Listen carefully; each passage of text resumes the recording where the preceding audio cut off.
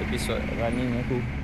Jadi minggu ni agak malas-malas. Tapi hari ni aku paksakan juga bangun. Sekarang pukul 6.30. Aku dah set jam. Agak berat lah minggu ni, tak tahu kenapa. Tapi minggu ni aku cuba lengkapkan jugalah. Ada base run, ada speed session, and hari ni long. Okay, jom tanpa basa-basi kita start. Let's go.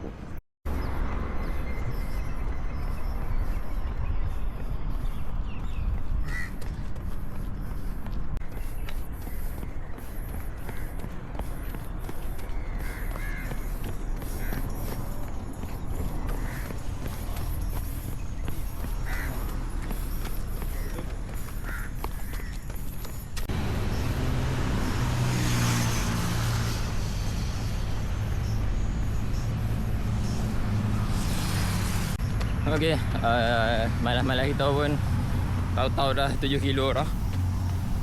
Kita buat slow je hari ni. Okay, jadi hari ni saya ambil energy gel from Decathlon. Cara nak consume dia pun mudah lah. Waktu lari boleh buat. Waktu lari kita just dia punya muncung ni terbuka. Dah terbuka ni boleh sorry. Right. Nak share energy gel from Decathlon ni. Dia punya texture tu macam mana. Okay, dia tak pekat pun. Tak pekat sangat lah. Okay, nampak dia cayak. So boleh lah.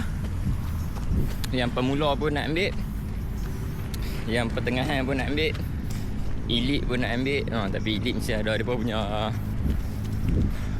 barang ni bawah lah. Ambil barang ni bawah lah. Untuk beginner boleh. Dia tak pekat, tak cayak sangat. Tak ambil dengan ayak pun boleh. Alright, so ciao, sambung lah.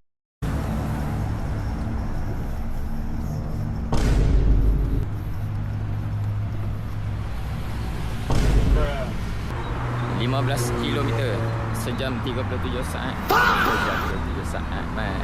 Sejam 37 minit 25 saat. Semoga timing tu menjadi timing half marathon aku suatu hari nanti. Amin. Okay, jadi that's all for today.